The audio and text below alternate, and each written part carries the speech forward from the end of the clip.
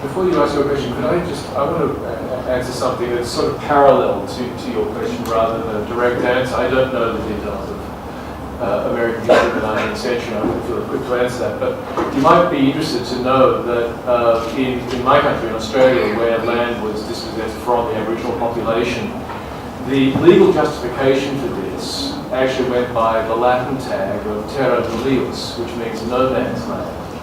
And it's an interesting idea because for European settlers who believed in property, the idea of a nomadic population who roamed over the land without ever staying in a single place and owning property meant that in the legal sense they had no existence. And therefore white settlers were permitted to take any land available to them, driving off anyone there.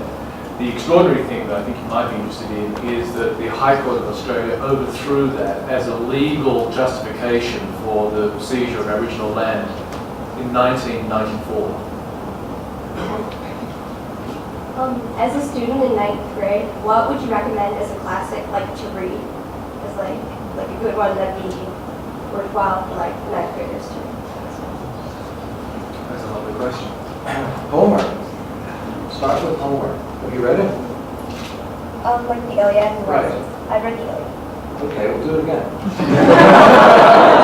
I've read it a lot of times too, but that's, Carl was talking about the nature of a classic. Why do we call anything a classic? Why do we call Great Expectations? Because it keeps repaying. It's like the never-ending money, the battery. It just keeps on going, keeps on giving. And most of what is not classic, including the emails we wrote this morning, that stuff is not going to live. So, but you read it first of all, I think, and some find this counterintuitive to say, I say read the stuff for entertainment first. It repays, you have to read it a little more closely, but once you do, it gives you a great deal more satisfaction and entertainment. It's delightful to read that sort of stuff. And so I would just go to the standards. Read Homer and read Virgil. Translations are fine. They have a lot to give. I'm partial to Plutarch. And he's just a wonderful storyteller. His biographies are not very long, and he just tells wonderful stories.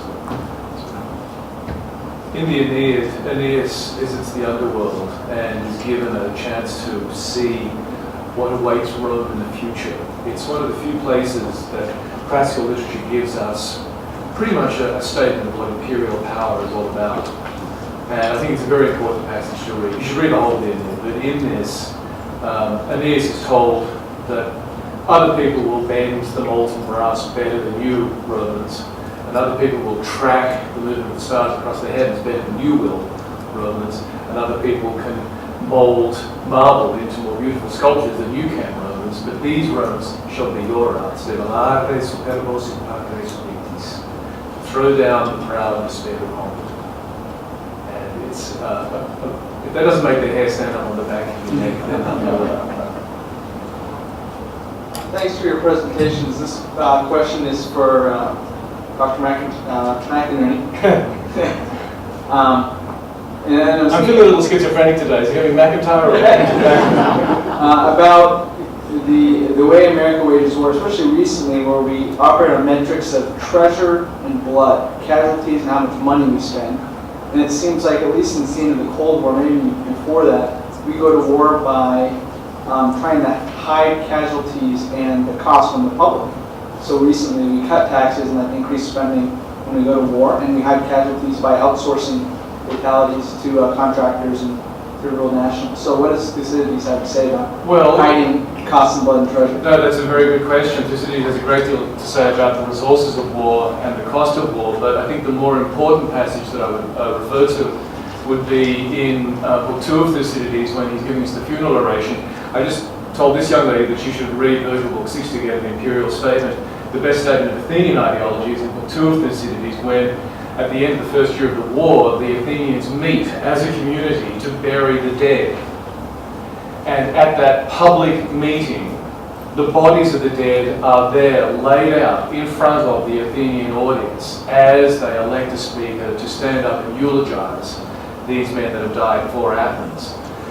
So that when Pericles says they have paid the supreme sacrifice and you too should be prepared to, he's speaking with a certain degree of authority, since he has fought, since he has led men in battle, and since the Athenians are utterly open-eyed about the cost of warfare. When he turns to the women at the end of the speech and says, "You who remain, I'll offer you some advice," he's talking to the women who are in every case the mothers, the daughters, the sisters, and the wives of the dead bodies, like right there getting public burial.